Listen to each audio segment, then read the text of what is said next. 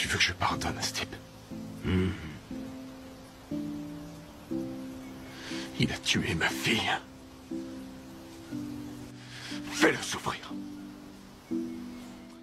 Qui n'a jamais été contrarié, qui n'a jamais été blessé par un être cher, qui n'a jamais été trahi par un proche.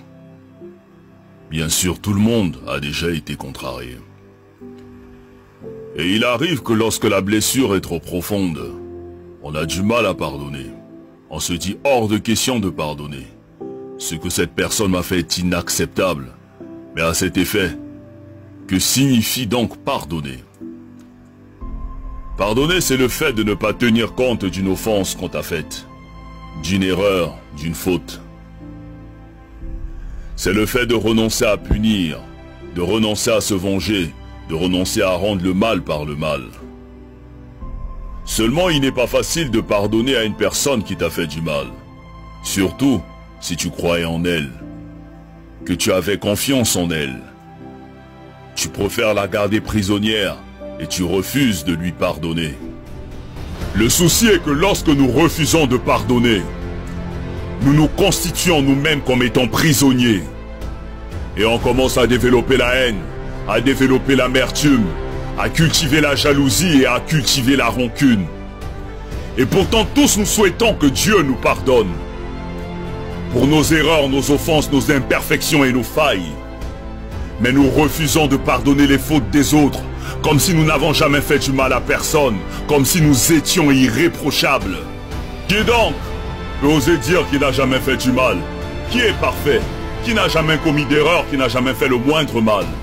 On souhaite tous que Dieu nous pardonne pour nos bêtises, mais on refuse de pardonner les fautes des autres, on refuse de leur accorder notre pardon.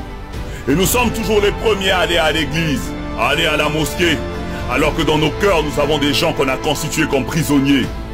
Mais jusqu'à quand allons-nous porter ces fardeaux? Jusqu'à quand allons-nous refuser de pardonner? Mais qu'est-ce qu'on gagne à détester ceux qui nous ont offensés?